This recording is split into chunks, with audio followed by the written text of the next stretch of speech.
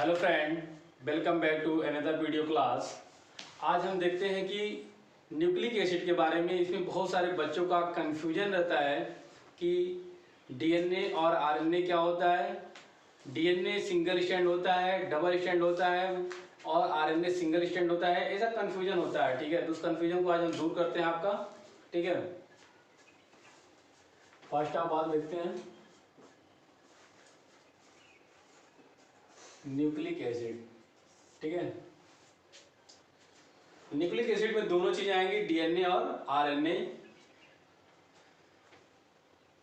Carry the information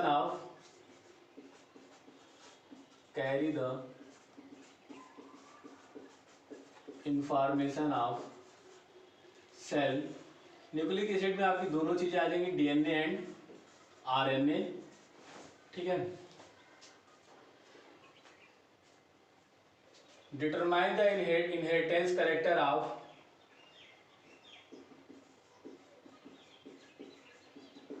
determine the inheritance character of living cell. ठीक है, nucleic acid जो होता है आपका डीएनए और आरएनए का बना होता है। डीएनए आरएनए पाए जाते हैं। Carry the information of cell, एक सेल का सारी इंफॉर्मेशन उसमें कैरी होती है।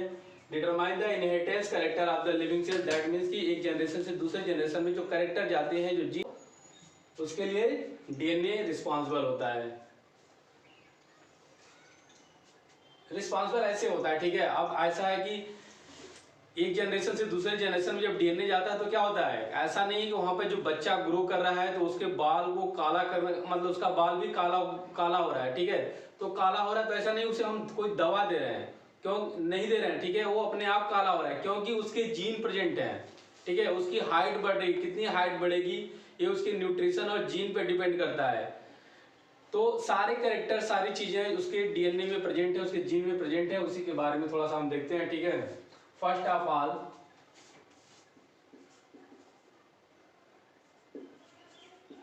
Frederick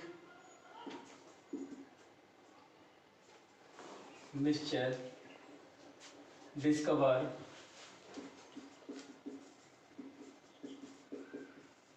first discovered and called nuclein. ठीक है, सबसे पहले फ्रेडरिक मिस्चर ने खोजा था और उन्होंने इसका नाम दिया था न्यूक्लिन। ठीक है, आप क्या है,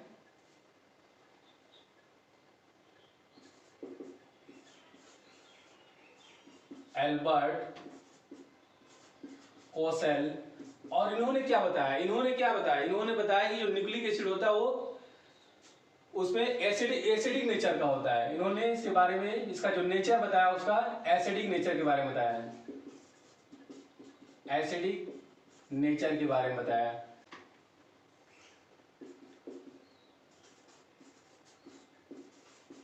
मैकलीड एंड मैककॉर्टी। ठीक है, इन्होंने क्या बताया, इन्होंने बताया कि DNA carry the genetic information,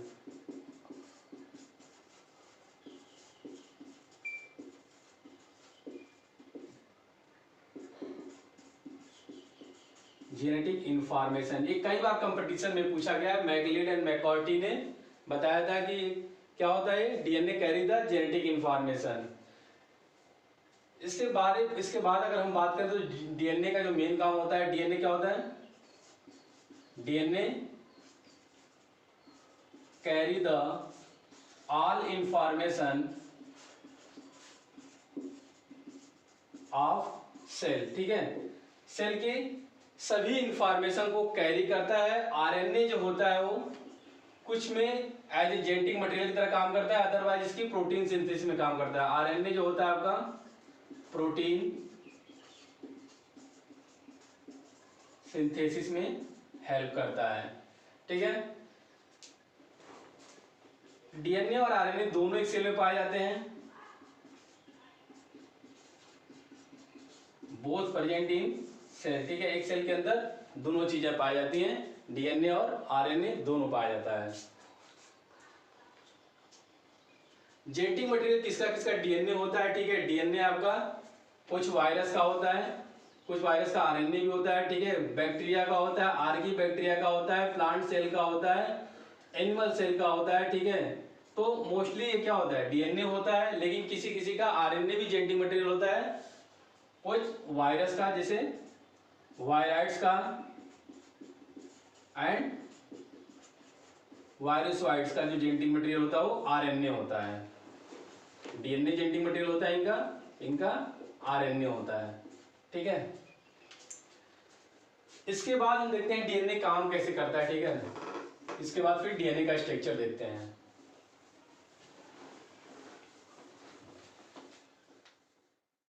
तो न्यूक्लिक एसिड का जो रोल है मैं आपको बता रहा हूं, कहां पर किस तरह से काम करता है। न्यूक्लिक एसिड आपका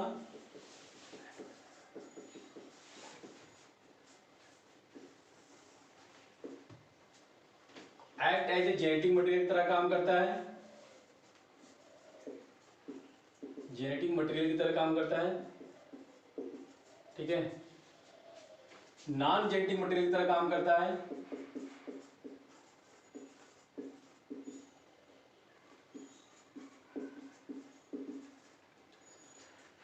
एंड एक्ट एज प्रिकर्सर की तरह काम करता है, एक्ट एज प्रिकर्सर की तरह काम करता है, ठीक है। तो जेनेटिक मटेरियल में आपको पता है, ठीक है, मैंने बताया पहले भी कई बार बताया आपको, एज ए डीएनए, ठीक है। डीएनए एज जेनेटिक मटेरियल आपका वायरस में, बैक्टीरिया में और प्लांट सेल में और एनिमल सेल में, ठीक है। देखिए इन तीनों में तो आपको सोचना ही नहीं है, इनका जो डीएनए होता है हमेशा डबल स्टैंडर्ड डीएनए होता है, ठीक है। डीएनए ही जीनोम होता है इनका, इनके बारे में कभी नहीं कंफ्यूज होना है कि जो बैक्टीरिया का डीएनए होता है कैसा होता है।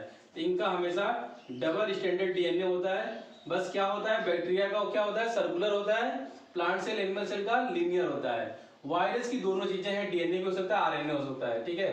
तो आरएनए एज जेनेटिक मटेरियल,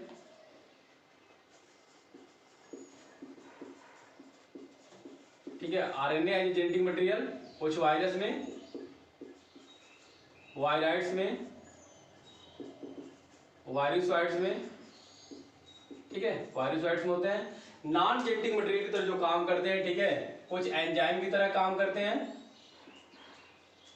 ठीक है, या फिर कैटालिटिक फंक्शन की तरह काम करते हैं। कैटालिटिक फंक्शन जिसमें होता है आपका राइबोजाइम्स, ठीक है।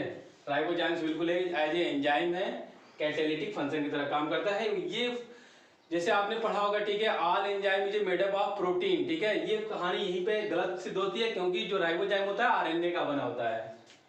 कैटालिटिक फंक्शन राइबोजाइम्स का है। नॉन कैटालिटिक फंक्शन में जो काम करते हैं,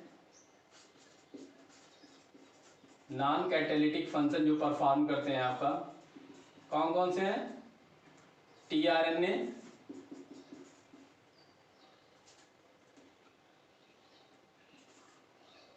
टीआरएनए, आरआरएनए,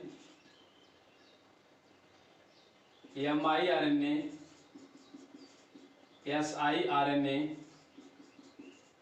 एसएनआरएनए, इस तरह से बहुत कुछ होते हैं। आपको मॉलिक्यूलर बायोलॉजी में पूरा डिटेल हम बताएंगे, ठीक है। एक्ट एज ए प्रिकर्सर की तरह काम करते हैं, ठीक है।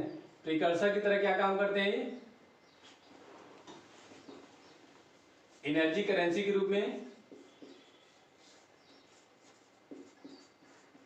ठीक है, एनर्जी करेंसी के रूप में एटीपी बनाते हैं और जीटीपी बनाते हैं, ठीक है, adenosine triphosphate, guanosine triphosphate. Work as coenzyme,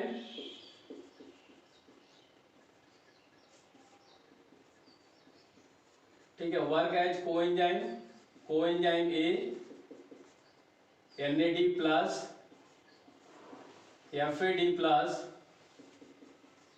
NADP plus, ठीक है। इस तरह से आपके कोएंजाइम की तरह काम करते हैं।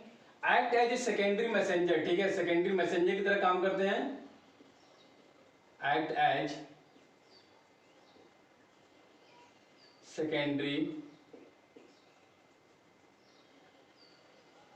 सेकेंडरी मैसेंजर, ठीक है। जैसे आपके CAMP और CGMP जो होता है, act as a secondary messenger की तरह काम करते हैं। ये भी आपको कई बार पूछा गया, बहुत इंपॉर्टेंट क्वेश्चन है यहाँ से। Act as a secondary messenger की तरह कौन काम करता है, तो CAMP और CGMP जो होते हैं act as a secondary messenger की तरह काम करते हैं। सिग्नलिंग पढ़ाएंगे तो वहां पर आपको डिटेल बताएंगे इसके बारे में, ठीक है।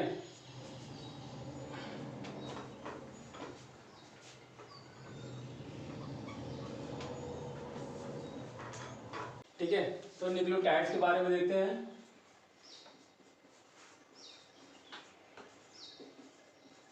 और यहीं पर हम देखेंगे कि न्यूक्लियोटाइड और न्यूक्लियोसाइड में अंतर क्या होता है, ठीक है।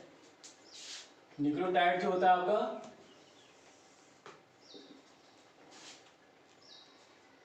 आपको थोड़ा सा क्लियरिफाई कर दूं न्यूक्लियोटाइड्स के बारे में। फास्फोरिक एसिड, कार्बन शुगर, या इसी को हम बोलते हैं पेंटोज शुगर, और जो आपका होता है नाइट्रोजनस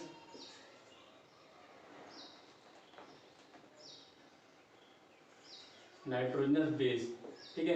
ये तीनों मिला के आपके होते हैं न्यूक्लियोटाइड्स। लेकिन अगर फास्फोरिक एसिड को रिमूव कर दिया, फास्फोरिक एसिड नहीं रहेगा, तो हम क्या बोलेंगे, न्यूक्लियोसाइड्स, ठीक है। इन दोनों को मिला के हम न्यूक्लियोसाइड्स बोलते हैं, इन तीनों को मिला के हम न्यूक्लियोटाइड्स बोलते हैं,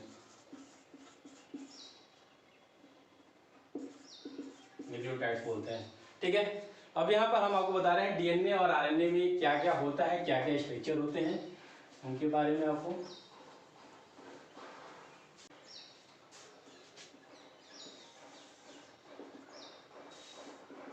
न्यूक्लियोटाइड्स में DNA भी होता है और RNA भी होता है, दोनों चीजें आती हैं, दोनों का अलग अलग रोल है।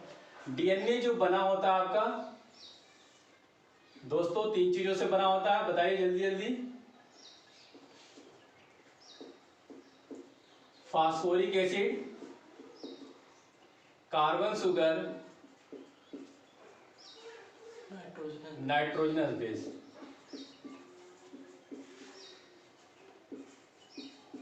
बताते हो लेकिन गूगल कर लेते हो उससे पहले, ये गलत है। जो आपको पहले बताया गया उन चीजों के बारे में आप देखिए। अभी मैंने जस्ट विदिन 1 मिनट पहले मैंने बताया आपको कि जो न्यूक्लियोटाइड है फास्फोरिक एसिड, कार्बन शुगर और नाइट्रोजन बेस का बना हुआ है, ठीक है। जो RNA है, RNA भी आपका बना होता है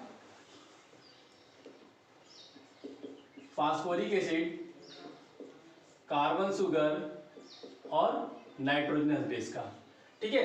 दोनों सेम बने होते हैं, डिफरेंस कहां पर होता है मैं डिफरेंस आपको बताऊंगा, ठीक है। फास्फोरिक एसिड का स्ट्रक्चर, सबका स्ट्रक्चर देख लेते हैं एक बार, ठीक है।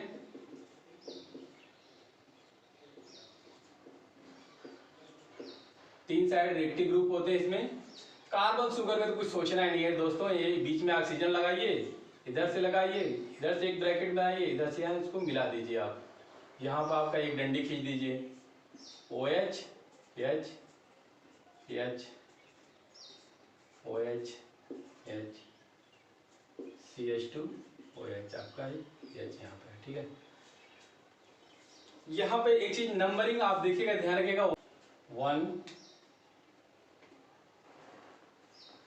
2 3 4 एंड 5, ठीक है। 1 2 3 4 5 नंबरिंग इसलिए बता रहे हैं कि DNA को 5 प्राइम टू 3 प्राइम ही क्यों लिखते हैं, इसके बारे में हम आपको बता देंगे, या फिर इसमें प्राइम क्यों लगाते हैं, ठीक है। ये चीज आपको कहीं मिलेगी नहीं, 3 प्राइम टू 5 प्राइम लिखते हैं, तो प्राइम क्यों लगाते हैं ये चीज को बताएंगे, और 5 प्राइम टू 3 प्राइम ही क्यों होता है ये चीज को हम बताते हैं आपको। नाइट्रोजनस बेस जो होता है आपका 2 तरह का होता है, प्यूरिन और पिरामिडीन, ठीक है। प्यूरिन और पिरामिडीन। प्यूरिन में जो चीजें आती हैं आपकी एडेनिन और गुआनिन आता है, पिरामिडीन में साइटोसिन, थायमीन और यूरासिल आता है। लेकिन अब हम सिर्फ डीएनए की बात कर रहे हैं तो क्या होगा, यहाँ पे यूरासिल रहेगा नहीं रहेगा? नहीं रहेगा, ठीक है, क्योंकि यहाँ पे डीएनए की बात चल रही है तो एडेनिन बाइंड करेगा थायमीन से, गुआनिन बाइंड करेगा साइटोसिन से, ठीक है। यहाँ पे सेकेंड पोजीशन पे अगर सिर्फ H है, ठीक है, तो क्या होगा ये, इसी को हम तीनों को मिलाकर बोलते हैं ribo deoxy ribo nucleic acid. That means क्या होगा, ये ऑक्सीजन एब्सेंट है, that means removal of oxygen, इसी को हम बोलते हैं डीऑक्सी राइबो न्यूक्लिक एसिड, ठीक है, डीएनए। सेम चीजें यहां पे है, फास्फोरिक एसिड,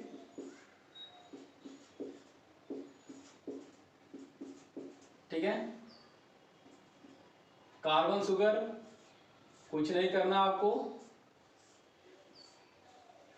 CH2OH, OH,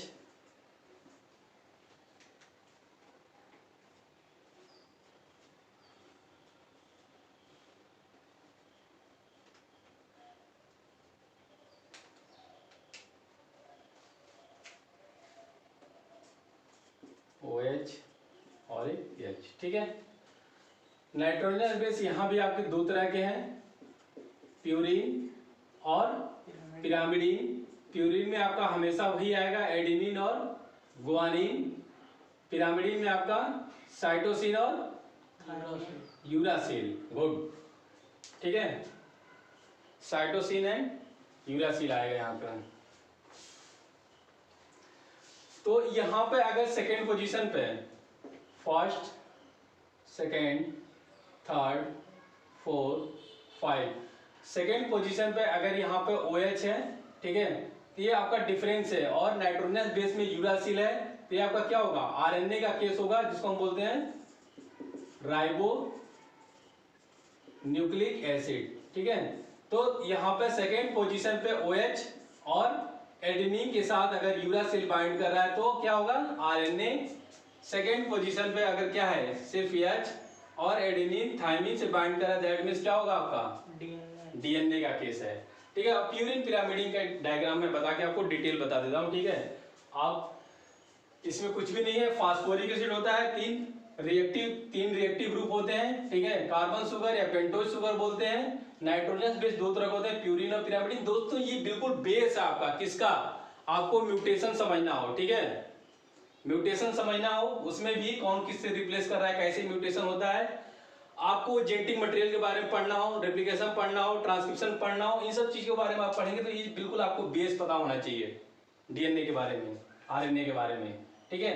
तो यहाँ भी आपको phosphoric acid, carbon sugar, nitrogen base का ही बना होता है तीनों, ठीक है। सिंगल स्टैंड और डबल स्टैंड में क्या अंतर होता है मैं अभी इसके बाद आपको बताता हूँ, ठीक है। अभी आपको नाइट्रोजन बेस का डायग्राम बताते हैं,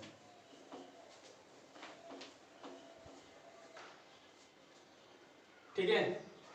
यहीं पे जो प्यूरिन होता है आपका 9 मेंबर रिंग होते हैं, 9 मेंबर रिंग होता है, और जो पिरामिडीन होता है वो 6 मेंबर रिंग होता है, ठीक है। तो मैं यहां पे आपको डिटेल डायग्राम बता दे रहा हूं।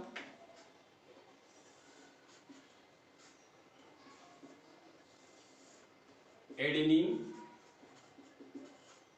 गुआनिन, ठीक है। जो पिरामिडीन है आपका साइटोसिन, थायमीन एंड यूरासिल, ठीक है। तो ये आपको कंफ्यूज नहीं होना है, जो एडेनिन और गुआनिन के डायग्राम होंगे इसमें 9 मेंबर होंगे, 9 चीजें होंगी। जो पिरामिडीन होगा इसमें 6 मेंबर रिंग होगी। तो 9 मेंबर रिंग बनाने के लिए हम बिल्कुल एक कॉमन सा डायग्राम बनाते हैं, इसमें आपको बहुत आसान शब्दों में समझ में आएगा।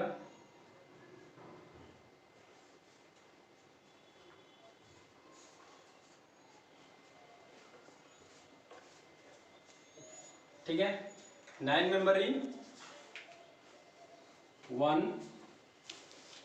2 3 4 5 6 7 8 9, ठीक है। ग्वानिन का डायग्राम सेम अभी हम कॉमन डायग्राम बना रहे हैं, डिफरेंस अभी आपको हम बता देंगे, 1 मिनट में आपको समझ में आ जाएगा। ये डायग्राम उतना टफ है नहीं जितना टफ लगता है, ठीक है। 9 मेंबरिंग, इसके बारे में क्या कहना है, ये तो बिल्कुल हलवा है। हलवा खाने में मजा आता है नहीं आता है? हाँ बिल्कुल आता होगा सर।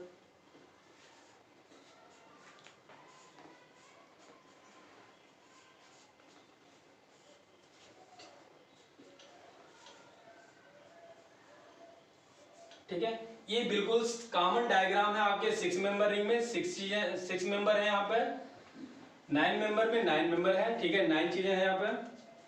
नंबरिंग आपको एक बार फिर से मैं कर लेता हूँ, फंक्शनल ग्रुप के हिसाब से नंबरिंग होती है। यहाँ पर जैसे NH2 लगेगा तो नंबरिंग यहाँ से करते हैं 1 2 3 4 5 6 7 8 9, इसकी नंबरिंग यहाँ से करते हैं फंक्शनल ग्रुप के हिसाब से। आप देख लीजिएगा 1 2 3 4 5 6 1 2 3 4 5 6 1 2 3 4 5 6।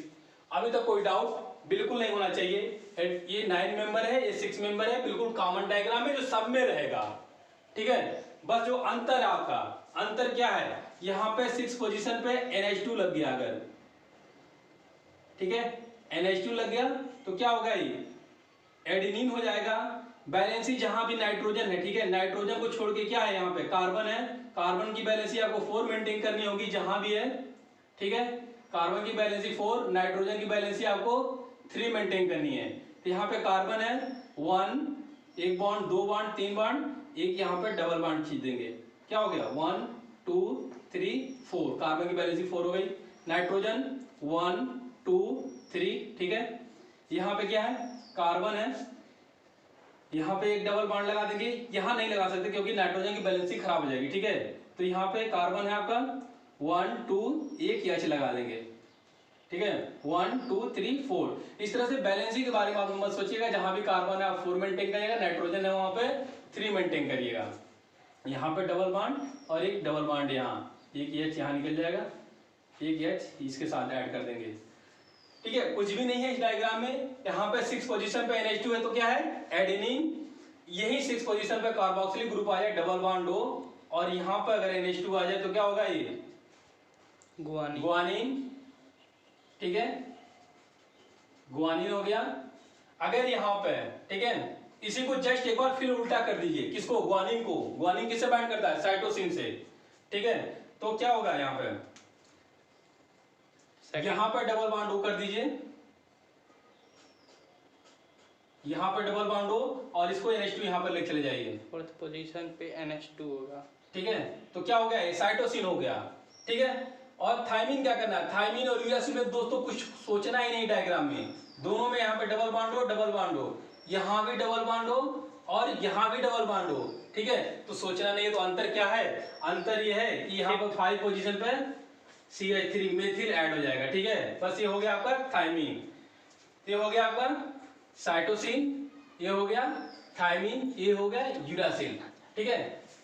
कुछ भी नहीं सोचना आपको, बिल्कुल डायग्राम बहुत मस्त समझ में आएगा, ठीक है। आपको बिल्कुल ये 9 मेंबर रिंग और 6 मेंबर रिंग बनानी है। उसके बाद से 6 पोजीशन पे NH2 आ गया तो एडेनिन, 6 पोजीशन पे डबल बॉन्ड हो, सेकंड पोजीशन पे NH2 आ गया तो गुआनिन, इसी को जस्ट एक बार उल्टा कर दो, यहाँ पे डबल बॉन्ड हो और यहाँ पे NH2 आ गया तो साइटोसिन। थायमिन और यूरासिल का सेम डायग्राम है, डबल बॉन्ड हो, डबल बॉन्ड हो, डबल बॉन्ड हो, डबल बॉन्ड हो, यहाँ भी बस 5 पोजीशन पर आप CH3 लगा दीजिए, आपका क्या हो गया, ये थायमिन हो गया, यूरासिल सेम है। IPSC नेम कभी कभी एग्जाम में पूछ लिया जाता है, मैं लिख दे रहा हूं, इसको क्या बोलेंगे, 6 पोजीशन पे NH2 है तो 6 अमीनो प्यूरिन, ठीक है। इसको क्या बोलेंगे, सेकेंड पोजीशन पे अमीनो है 2 एमिनो 6 ऑक्सी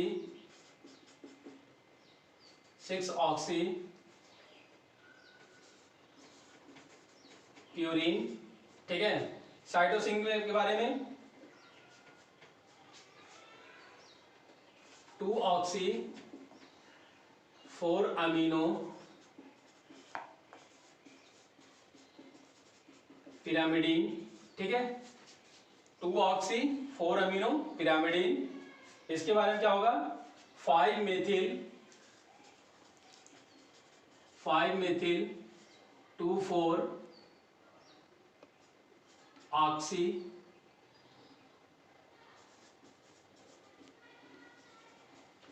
पिरामिडीन, ठीक है। और इसमें 2 4 ऑक्सी पिरामिडीन, ठीक है। इसमें कोई दिक्कत नहीं है, ठीक है। अब डीएनए स्टैंड कैसा होता है, सिंगल स्टैंड डबल स्टैंड कैसे होता है, बस उसके बारे में आपको बता रहा हूं, बाकी चीजें आपकी लगभग क्लियर हो जाएगी, ठीक है। यहाँ पे क्या होगा, नाइट्रोजन बेस में सेम वही चीज आएंगी, प्यूरिन है 9 मेंबर रिंग, यहाँ पे पिरामिडीन 6 मेंबर रिंग, लेकिन यहाँ पे क्या होगा, एडेनिन और गुआनिन, यहाँ पे साइटोसिन और यूरासिल आ जाएगा, बाकी सारी चीजें सेम है।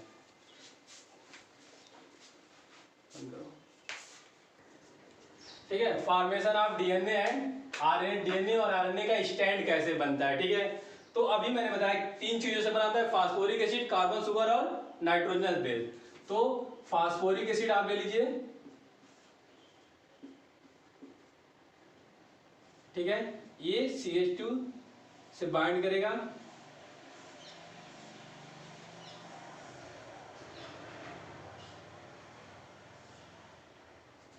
यहां पे मान लीजिए आपका एडेनिन है, ठीक है। तो क्या हो गया आपका, ये स्ट्रक्चर आपका पूरे एक न्यूक्लियोटाइड्स है, ठीक है, फास्फोरिक एसिड, कार्बन शुगर और ये आपका नाइट्रोजनस बेस हो गया, ठीक है। तो यहां पे इसके बाद से ये आपका सिंगल न्यूक्लियोटाइड्स है, इसके बाद से फिर से क्या होगा, ऐड करना होगा, तो यहाँ पे 3 पोजीशन पे OH होगा और यहाँ पे फिर फास्फोरिक एसिड आएगा और फास्फोरिक एसिड का OH होगा, डबल बॉन्ड हो,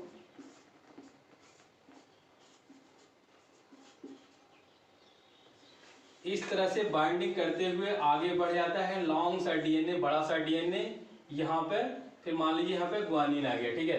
तो एक चीज ध्यान रखिएगा, कार्बन शुगर का first position, first, second, third, 4, 5, ठीक है।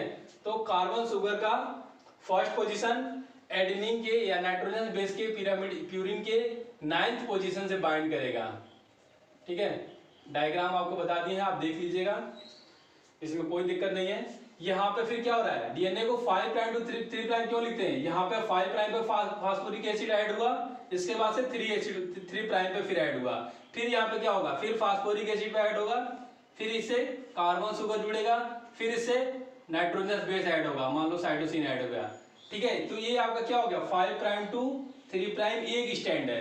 प्राइम क्यों लगाते हैं, ठीक है दोस्तों, क्योंकि यहाँ पे एडेनिन का जब डायग्राम बनाएंगे तो 9 मेंबर जो रिंग होती है, तो उसमें 4 नाइट्रोजन होते हैं, ठीक है, वहां पे भी कार्बन होता है और कार्बन शुगर में भी कार्बन होता है। तो सिर्फ कार्बन को डिफरेंशिएट करने के लिए कि ये कार्बन कौन सा है, 5 prime to 3 prime, that means ये पेंटोज शुगर का या कार्बन शुगर का ये कार्बन है, जो क्या होता है, फास्फोरिक एसिड और कार्बन शुगर दोनों मिलकर डीएनए का क्या बनाते हैं, बैकबोन बनाते हैं। ये जो डीएनए का बैकबोन बनता है, डीएनए का जो बैकबोन है, ये carbon sugar plus phosphoric acid से बना होता है, ठीक है, फास्फोरिक एसिड दोनों बैकबोन बनाते हैं, इसीलिए इसको हम क्या करते हैं 5 प्राइम टू 3 प्राइम लिखते हैं। अब इसके बाद क्या होगा, ये डीएनए का एक स्टैंड है, सिंगल स्टैंड है, इसी तरह आरएनए का भी होता है। अब मान लीजिए डबल स्टैंड बनाना, ठीक है, एडेनिन किससे बाइंड करेगा, 2 हाइड्रोजन बॉन्ड के थ्रू थायमिन से बाइंड करेगा, ठीक है, कोई डाउट, एडेनिन हमेशा थायमिन से बाइंड करेगा, और जो गुआनिन होगा ये 3 हाइड्रोजन बॉन्ड के थ्रू साइटोसिन से बाइंड करेगा। अब सेम डायग्राम यहां भी बनेगा, ठीक है, ये फास्फोरिक एसिड इससे फिर ज्वाइंट होगा,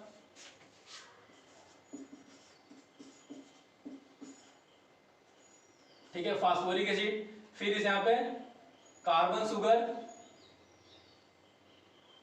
सॉरी यहां पर कट करना चाहिए,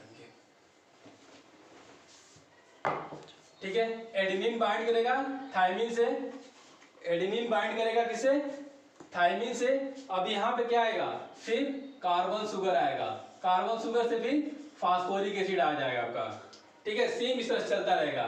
यहाँ पे फिर क्या आएगा, फास्फोरिक एसिड आएगा, इसके बाद से यहाँ पे फिर कार्बन शुगर, और कार्बन शुगर का थर्ड पोजीशन यहाँ पे फिर फास्फोरिक एसिड से बाइंड करेगा आपका, और 5 पोजीशन फिर आपका फास्फोरिक एसिड। इसी तरह से डीएनए का डबल स्टैंड बनता रहता है, चलता रहता है, डबल स्टैंड डीएनए है। सिंगल स्टैंड क्या है, ये आपका सिंगल स्टैंड डीएनए इतना बड़ा है दोस्तों कि अगर इसे ओपन किया जाए, हिस्टोन प्रोटीन से निकाला जाए, तो यहाँ से अर्थ टू सन पहुंच जाएगा, इतना लंबा होता है। लेकिन क्या होता है, हिस्टोन प्रोटीन में लिपटा रहता है। अच्छा, डीएनए पे ड्यू टू फास्फोरिक एसिड क्या होता है, निगेटिव चार्ज होता है, हिस्टोन प्रोटीन का पॉजिटिव चार्ज होता है, ठीक है, इसलिए वो बाइंड किया रहता है। और आपको ये चीज यहाँ पे कंफर्म करिएगा, डीएनए पे क्या होता है, due to phosphoric acid DNA पे निगेटिव, तो ड्यू टू फास्फोरिक एसिड क्या होता है, डीएनए पे निगेटिव चार्ज होता है। देखिए इसमें ज्वाइनिंग में कोई दिक्कत नहीं है दोस्तों, आपको फास्फोरिक एसिड बाइंड करेगा कार्बन शुगर के 5 पोजीशन से, कार्बन शुगर का फर्स्ट पोजीशन बाइंड करेगा 9th पोजीशन से प्यूरिन या पिरामिडिन, जो भी चीजें हैं, ठीक है। अगर पिरामिडिन 6 पोजीशन से बाइंड करेगा, तो अदरवाइज 9th पोजीशन से बाइंड करेगा एडेनिन। तो इस तरह से थायमिन, इस तरह से फिर फास्फोरिक एसिड, फिर कार्बन शुगर, ठीक है, कार्बन शुगर फिर फास्फोरिक एसिड, इस तरह से डीएनए का स्टैंड चलता रहता है। यहाँ पर 3 पोजीशन से फिर क्या होगा, फास्फोरिक एसिड बाइंड करेगा, फिर कार्बन शुगर, फिर इसके फर्स्ट पोजीशन से नाइट्रोजन बेस, फिर यहाँ पे साइटोसिन, फिर कार्बन शुगर, फिर फास्फोरिक एसिड, और इस तरह से आपका लॉन्ग सा डीएनए चलता रहता है। यहाँ पे फास्फोरिक एसिड, सिंपल सी बात करें तो फास्फोरिक एसिड कार्बन शुगर से जुड़ेगा, कार्बन शुगर से नाइट्रोजन बेस जुड़ेगा, ठीक है, बॉन्डिंग होगी, फिर नाइट्रोजन बेस से फिर कार्बन शुगर, फिर फास्फोरिक एसिड, इस तरह से आपका पूरा लॉन्ग सा डीएनए होता है। एक चीज आप ध्यान रखिएगा, ज्वाइनिंग करते वक्त अगर आप कभी कर रहे हो, तो जो वाटसन एंड क्रिक ने स्टैंडर्ड बेस पेयर दिया था, यहाँ पे एडेनिन का 6 पोजीशन हमेशा थायमिन के 4 पोजीशन से बाइंड करेगा, एडेनिन का 1 पोजीशन थायमिन के 3 पोजीशन से बाइंड करेगा। स्टैंडर्ड बेस पेयरिंग है ये, ठीक है, ये स्टैंडर्ड बेस पेयरिंग है।